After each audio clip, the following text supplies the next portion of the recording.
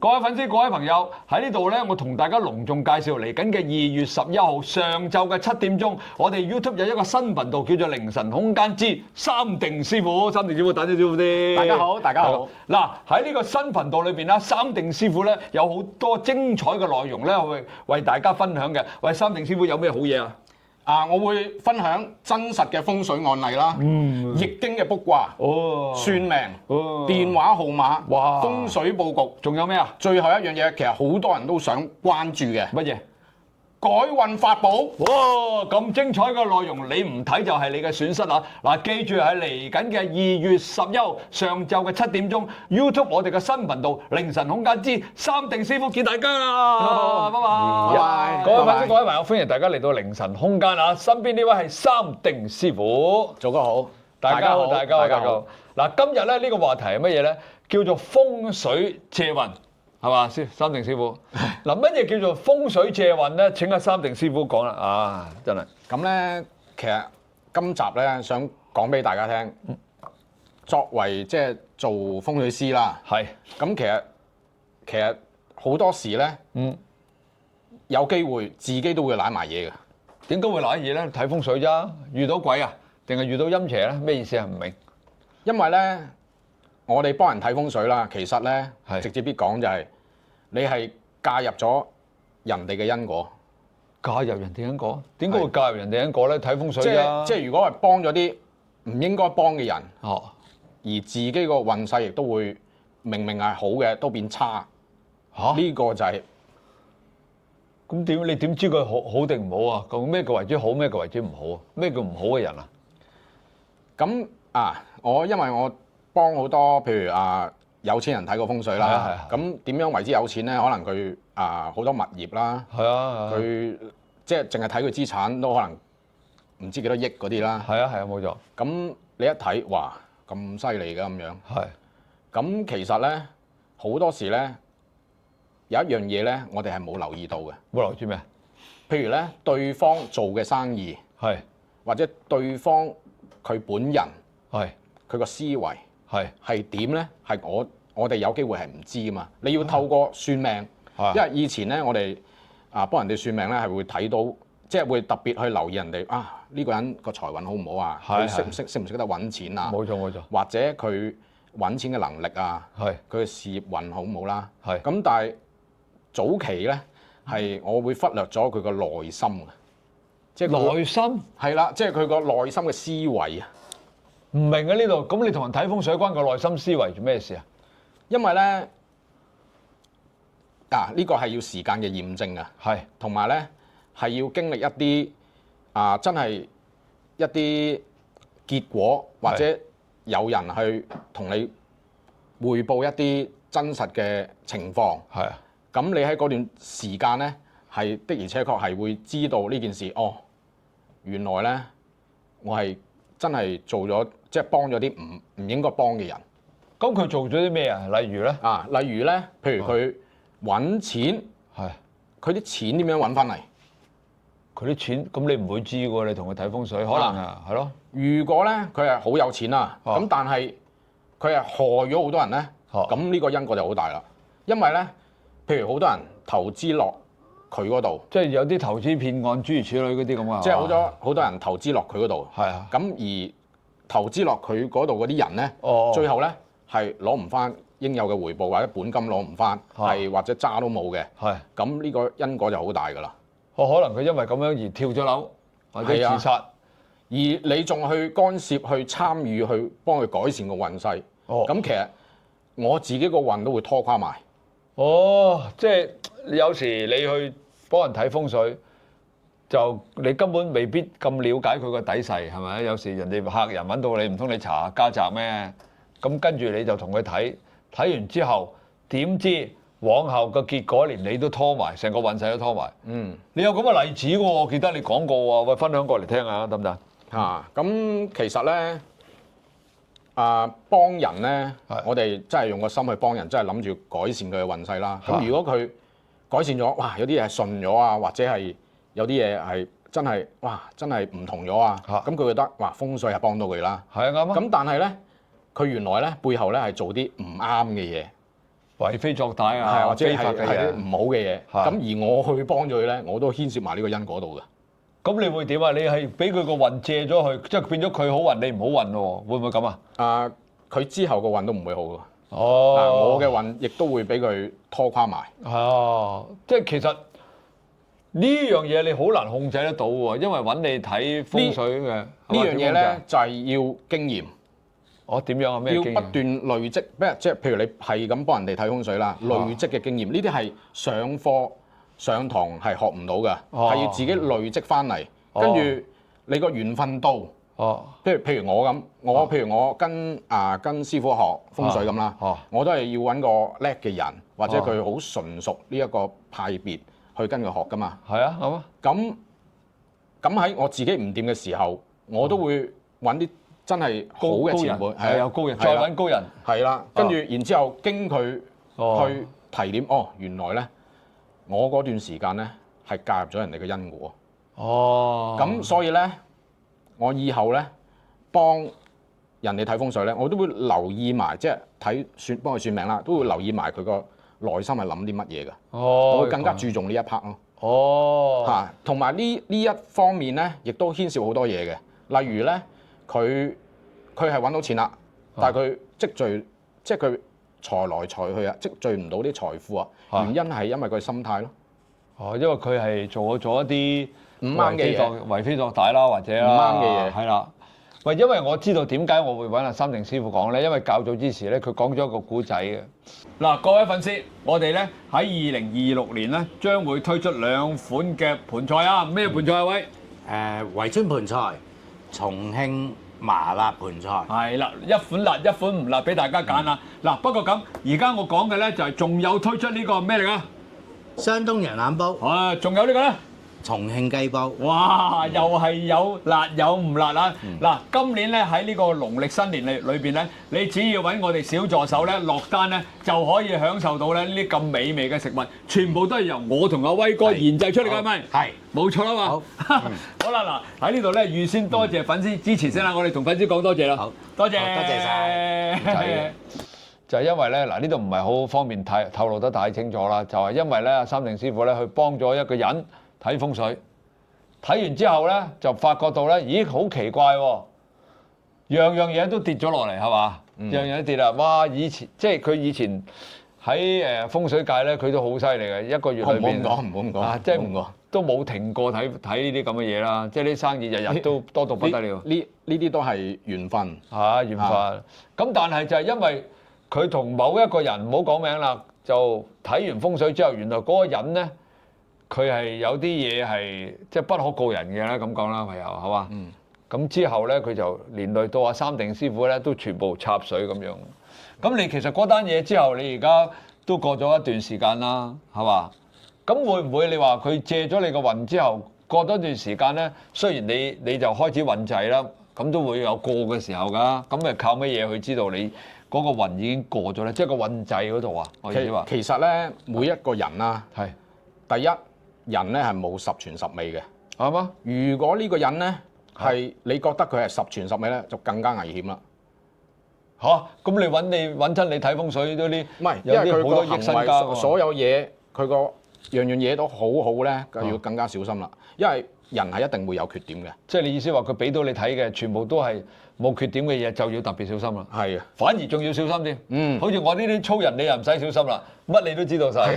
反而有，即係譬如我哋以前打工咁啦，咁有啲人係好直嘅，有啲嘢就爆出嚟嘅。我呢啲咪咯。係啦，爆出嚟或者係即係鬧人嘅，或者係會情緒化，好情緒化嘅。咁呢啲人反而就簡單啲，好容易處理。係啦，即係因為你知道佢點樣行啊嘛。喂，咁啊講翻風水借運先啦，佢仲有借咗你啲咩運啊？嚇，我有啲唔明點解借咗你運，借咗你啲咩運啊？成所有嘅運啦，定係還是你自己本身所有嘅好嘢都俾佢借晒去定點咧？因為咧之後你就要靠自己去收翻啊。點收啊？我較早前咧有講過，我真係去禪修啊嘛。係嘛？我唔記得咗啦。係啦。去咗邊度禪修啊？去咗佛堂度禪修嘅，修禪。即係當你知道咗俾佢借咗運之後，跟住啲運就開始落啦。然之後你諗住要補救，即係你話你頭先話請教一啲更加高人嘅，咁嗰啲人高人再高啲，比你更加高嘅人，就話俾你聽，你要開始將嗰啲好嘅因果收翻嚟，咁你就都去禪修。係淨化。哦，淨化。係啦，其實你修禪咧係將自己唔好嘢咧，即係一杯污濁嘅水啦，將佢咧慢慢去清，將成杯水咧變翻清，呢個係需要時間嘅。哇！咁你禪修咗幾耐啊？走去禪修？其實我就初班畢業，跟住到中班畢業，跟住到高級班咧，因為我個工作太忙啦，咁所以就下次先至有機會上啦。因為我較早前咧我都會睇翻啲粉絲嘅留言啦，咁佢亦都有同我講話，就多啲分享禪修嘅知識啊咁樣，咁我覺得係非常之正面嘅，呢方面係非常之好嘅，因為係幫到好多人嘅，咁同埋你個心係正咧，其實好多嘢可以慢慢可以化咗去嘅。喂，我想問咧，你禪修咧係用修邊一個法門？我哋有好多㗎，有佛家嘅。有其他嘅，有西藏嘅，有其他，甚至乎其他國家嘅咧，收邊一個法門嘅咩啊？我唔識講嘅啫。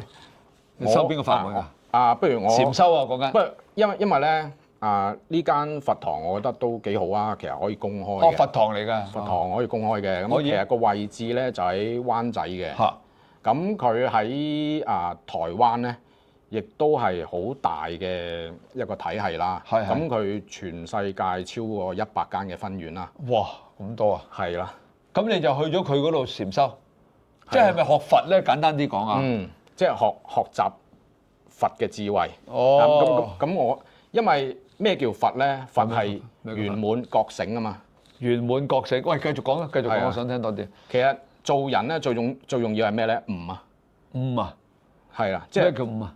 唔係智慧嚟㗎，即係好多嘢咧係唔可以靠你個經驗去知道，但係你悟咧就係叮一聲醒咗，原來咁樣係唔可行嘅，咁樣係叫做俗語講叫做開悟啊，開竅，開竅，我哋普通人叫開竅，你哋嗰啲叫做悟。所以咧我經歷咗呢個情況之後咧，我已經更加注重內心嘅修行啦，即係其實咧一個風水師咧，佢幫人除咗咧真係用個心去幫人哋解決問題啦，係咪啊？其實幫人哋解決咗財運啊，幫人解決問題啊，咁其實亦都係如果再好啲咧，就係幫人哋去提升佢嗰個福德。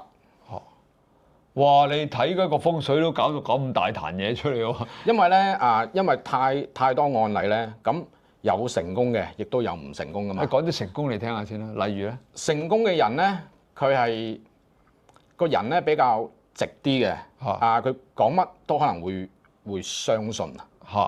咁仲有一樣嘢咧，佢係真係好深入啊。佢譬如佢學嗰樣嘢咧係好深入嘅。譬如有啲人係學佛好深入嘅，有啲人學風水好深入嘅。係呢個係關鍵，呢個好重要嘅。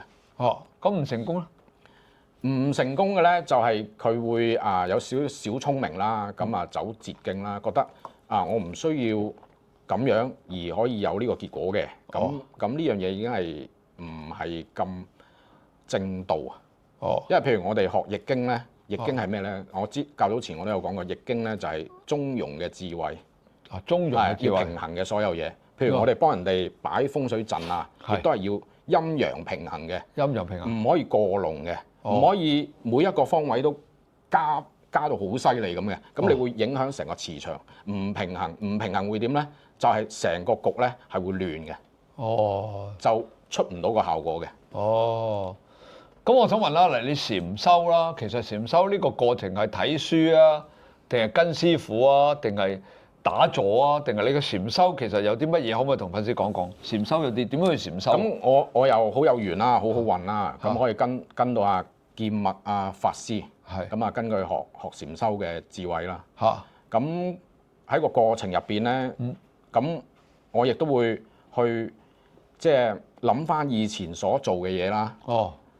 過去啦。甚至乎我點樣去對人，人哋點樣去對我啦。咁呢啲全部都係因果關係。哦，咁樣啊，哇，好似好深咁樣喎，越講我越明喎，我越講越明。所以我哋去幫人咧，最重要係除咗能夠提升到對方嘅財運啦，各方面人緣啦，咁其實如果佢可以幫到對方咧，去貢獻多啲社會，去幫多啲人，當佢有能力咁其實我係最希望係咁嘅，因為我自己都會受益。哇！你睇風水睇到去個貢獻社會咁樣喎，係嘛？係咪咁犀利啊？真係。其實上集咧都已經有講咧，即係話我哋幫啲有錢人咧，咁其實係咪要個功力好犀利咧？係。咁其實又未必嘅喎。因為咧，對方已經係命好、財運好，佢揾你咧，只不過係想即係一個緣分啦。咁佢又相信你啦。咁而又佢覺得係有少少調整咗嘅，即係好咗嘅、順嘅，咁會 keep 住會揾你噶嘛。咁但係如果對方咧佢係賺咗啲錢，但係啲錢係用落去啲唔好嘅地方，咁其實咧我個運咧亦都會俾佢拖垮。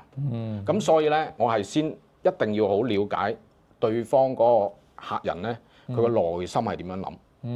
呢個係好重要。同埋，如果我能夠將一個可以即係能夠改善佢個內心嘅人咧，而佢第陣時成功嘅時候，幫到更加多嘅人咧，我係最想得到嘅嘢。哇！亦都係我覺得係用錢買唔翻嘅，係一個好好嘅回報咯。哇！都好深喎，講到睇風水都睇到咁深入，我真係唔識喎呢樣嘢，係咪先？嗱，好啦，咁我再想問個問題啦。講翻禪修先啊嚇，嗱頭先我哋其實呢集就講風水借運嘅，咁啊三定師傅就講咗好多嗰啲因果啊、循環啊、禪修啊嗰啲各方面啦。其實我想問一問啦，你頭先講禪修啊，禪修困唔困難？禪修唔困難。咁我又唔識，我都唔識睇嗰啲禪修咧，佢最早期咧就係佢會教我哋個呼吸法啦。禪修教呼吸法唔係瑜伽喎，關咩事咧？我即係我孤陋寡聞啊，唔好意思啊。咁因為你個心有雜念啊。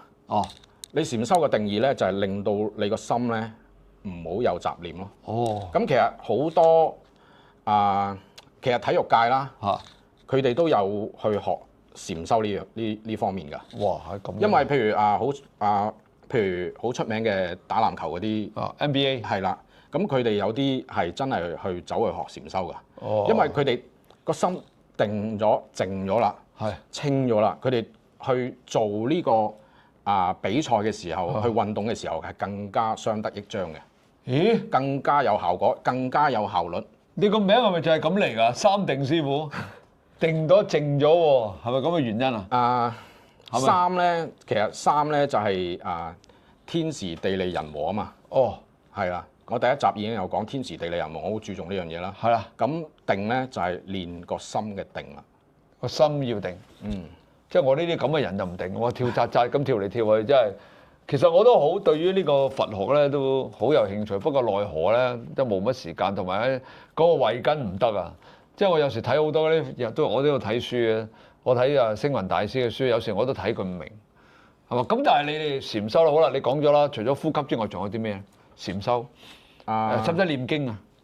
要讀佢個佛經嘅內容啦。即係咁劍默法師咧，佢有去解釋嘅。係啊，即係俾啲書你睇完之後，佢讀完之後佢有份即係啲單咁樣嘅，就寫晒啲字，有啲文章，咁佢會一路解釋，咁令到你容易明白吸收。即係好似講書咁噶咯喎。係啊。咁有冇啲人唔明啊？會唔會有唔明嘅同學咁樣啊？即係你成班人㗎係嘛？咁係啊，成班人㗎。其實每次上堂咧都超過100人㗎。哇！咁多人㗎？係啊，因為嗰間佛堂叫普廣精舍。係啦，因為我覺得佢非常之好。第一你譬如去學禪修啦，免費嘅。免費㗎。咁其實上網可以查到普廣精舍個地址喺灣仔嘅。咁第日有粉絲留言啦，我哋打個名喺度，或者盡量俾佢聯絡你啦。咁我哋就有啲朋友想上去嗱，你哋自己去聯絡啦，我哋唔方便啊呢度，因為始終唔係啲咩牟利機構，好嘛？咁你哋自己去聯絡。咁好啦，咁你上堂啦，要呼吸啦，使唔使打坐㗎？係要打坐。我都要打坐㗎。係啦，會熄晒啲燈，跟住咧你要靜心。哇！幾耐啊？即係打坐要唔好諗嘢，幾個字到咯。我幾個字咁我都得，多啊我就唔得啦，個人定唔到落嚟啊。咁譬如打坐完啦，然之後就會去講演示啦，係啦，即係上司會演示啦，係啦，開示又演示，係啦，即係講一啲你當佢係啲佛經嘅內容。佛經嘅內容難唔難嘅咧？佛經內容我成日嗰啲字我都唔識睇嘅。其實係要時間去吸收，但係師傅會解釋翻嘅係嘛？咁啊幾好喎。非常之詳盡有智慧嘅。即係佢用啲好簡單嘅方法，能夠令到我哋明白嘅。係咪隨時都可以上得去定點樣㗎？隨時可以上去嘅。喂，你下次叫埋我上去得唔得？可以。唔係喎，我真係想聽下，因為我哋本身啲慧根都好低嘅。咁我哋啲人又急躁啦，又煩啦，我哋係嘛？又成日俾我老婆鬧啦。咁我睇下去咗之後，跟你學一學，會唔會覺得？唔好話跟我學。係咪跟你嘅師傅啦？跟你嘅師傅學一學，咁啊可能會有所改變啊，有所嗰個叫做悟咧，可以能夠馬上能夠開得到啊，最好啦。你覺得我呢啲咁嘅人得唔得？即係學唔學到啊？其實阿祖哥你係非常之有智慧嘅。係咩？我真係唔覺。同埋你都係比較直㗎。係好直。你係即刻就表達好定唔好㗎啦。有唔好嘅咧，肥。其實呢個如果譬如我哋去交朋結友咧，有啲人係真係咁直咧，其實你多啲包容，其實對方咧唔會害你先咯。咁我唔害人，我唔中意害人。係啊，有乜好害啫？我最憎㗎啦，害人好辛苦㗎。因為其實譬如交朋結友咧，其實最重點咧就係對方佢幫唔到你啊，但係唔好害你先啦。咁又係喎。係咯，幫唔到你。起碼上唔好害你，咁又啱喎呢樣嘢啊！真係，喂，我同你傾下偈咧，發覺你都好有智慧，好有呢個咁講，好有個佛，即係雖然佢係風水命理大師傅啦，咁啊，但係講下咧，佢就會講下講咗去佛嗰邊噶咯，係嘛？係咪即係其實我同你都幾有緣喎？有冇緣分啊？你覺得？梗係有緣分啦，因為第一係嘛，我係完全最初係唔認識啊，係我要求阿羅 Sir 去揾你噶嘛。講真嘅，真嘅，但係我就唔識你嘅，我就乜都唔知嘅，我就透過嗰個花樽嘅故事咧，就叫阿羅 Sir 去揾你噶嘛。係啊，就係咁咯。即係其實呢啲都係咪屬於緣分嘅一種咧？你又介紹好多朋友俾我喎。係啊，所以我既然咧覺得咁有緣分啦，咁我想分享啲善嘅知識咯。係啦，即係分享多啲可以幫到人，亦都可以改善到人。其實譬如做好事啊，其實最好係啲咩咧？其實積陰德係最好嘅。哇！真係。如果明德咧，即係個意思就係你去做一個善事啦，你係上台話俾人聽，我捐咗幾多錢咁樣嘅嗰啲明德，嗰啲係即時個回報咧，就係頒個獎狀俾你啦。係啦，冇錯。或者有啲名譽咧。好犀利，頒俾你啦！有多謝你，啲名譽啦。多謝咁啊。但係陰德係最難嘅，陰德咧係要靠平時積累，係唔公開嘅。譬如你行街見到個阿婆，佢就嚟跌。就嚟跌啦，或者佢搬緊啲嘢，哇！佢就好似就嚟跌啦，你扶一扶佢行過馬路，或者係已經係幫咗人啦，或者開 lift 嗰陣時有啲阿婆入嚟，明知個 lift 就嚟閂門啦，你咪頂住佢先咯。撞到自己唔好撞到自己都唔好整到個婆婆。咁即係咩啊？咁嘅陰咁係啦，即係你要係自發性嘅，經常去做呢件事嘅。喂，唔怪得知我哋嗰個年代上成日都講。